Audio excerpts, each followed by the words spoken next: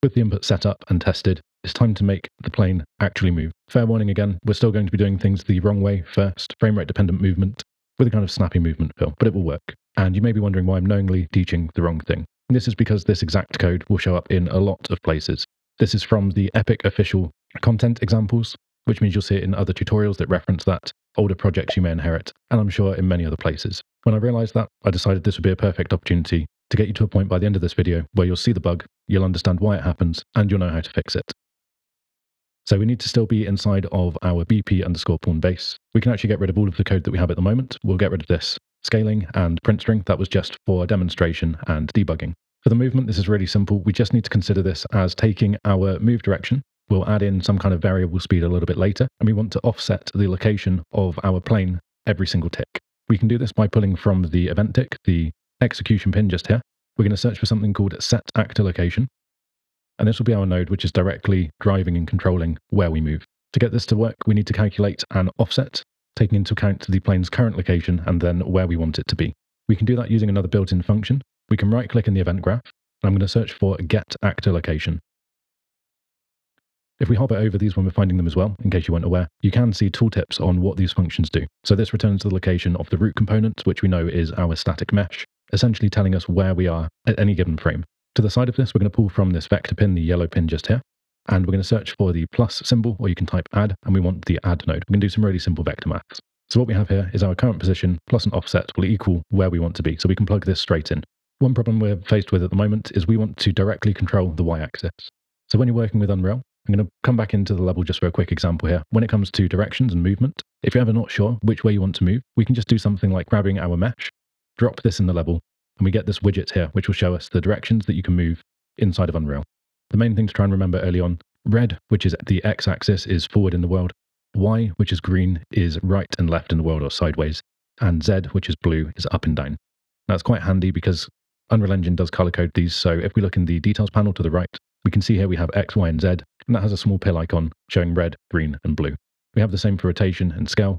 And as I've mentioned briefly before, these three variables, the location, rotation, and scale, are just a structure that make up the transform.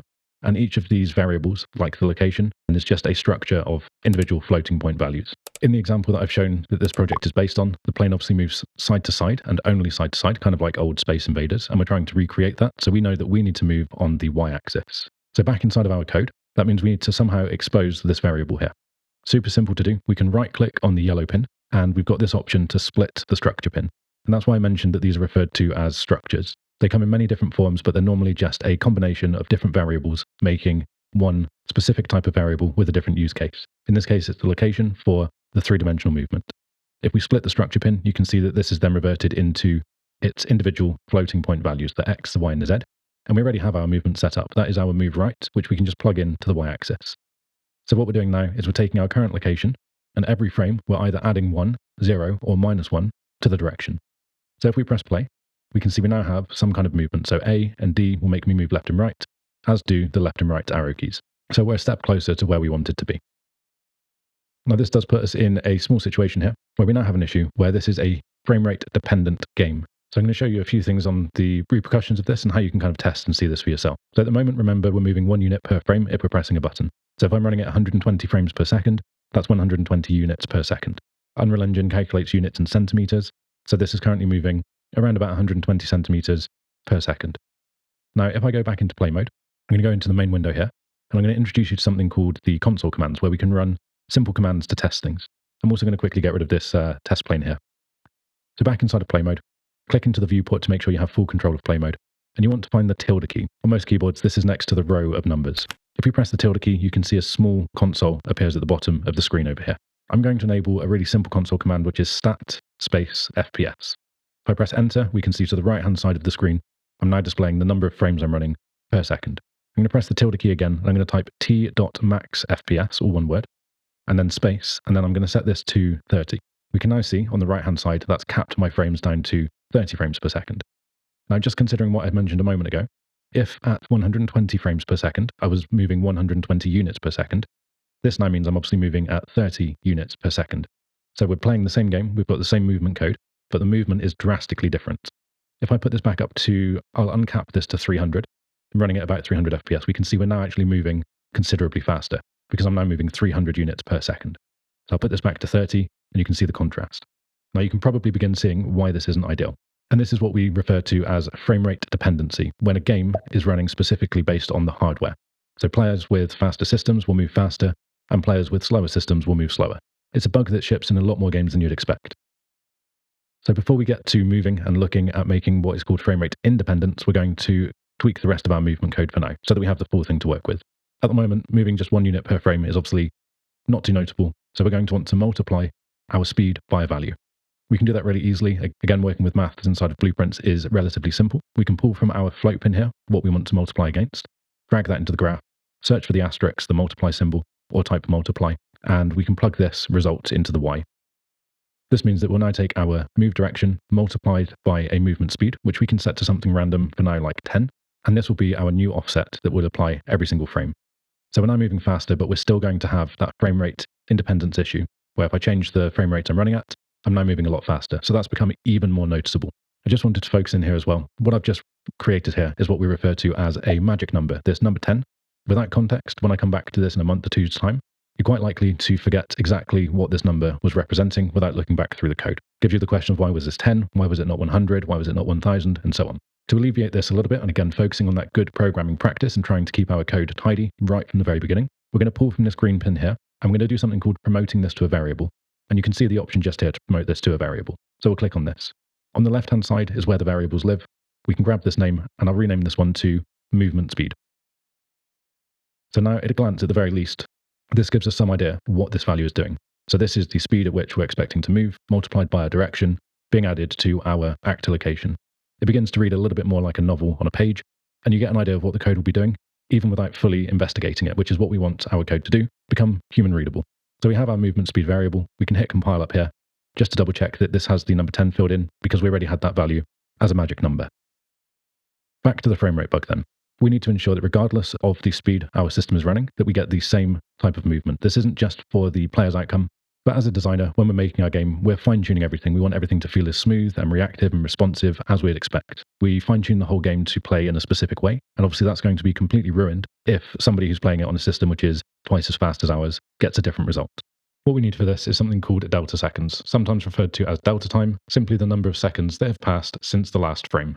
Rather than using this pin here for our calculation, because of course we'd have overlapping wires and begin to introduce spaghetti code, we're going to right-click in the graph and we're going to search for delta seconds. We can see here we get the option get world delta seconds, and we can plug this in and make use of this. Quite simply, we want to take all of the values that we have here and multiply this against our delta seconds. So same again, we'll search for multiply, plug this in, plug the calculation into the result, and we're getting closer to what we want. Now allow me to quickly demonstrate what delta seconds is actually doing and what the value represents. A really quick way to do this, I want to throw in a print string like we've seen before. I'll set this to 0 for the duration, grab the delta seconds node, duplicate this, plug this in just so we can see what's printing. At my 300 FPS, we're not going to use this number, so I'm going to cap this back down to 120. At 120 FPS, we're getting a value around about 0.008 seconds in between each frame.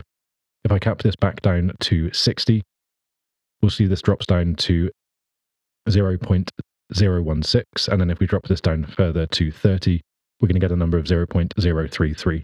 So roughly, not exactly, but roughly half the number each time we drop the frame rate by half. And here's how this is useful and how this fixes our frame rate dependent issues. If you're running at 30 FPS, each frame moves you further. These are bigger steps, but you're taking fewer steps per second. Whereas at 120 FPS, each frame is moving you less. These are smaller steps, but you're taking 4 times as many steps within that.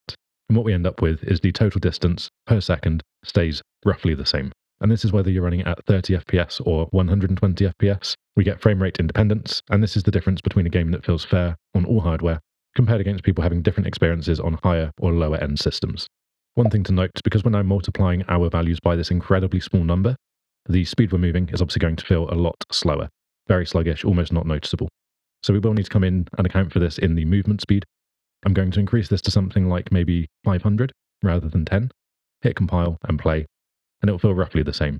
The main thing again is what we're looking at is if I jump from 30 to 120 FPS, it looks smoother, but we're not noticeably going faster or slower. The only difference we're seeing is how smooth the movement feels due to the frame rate that we're looking at.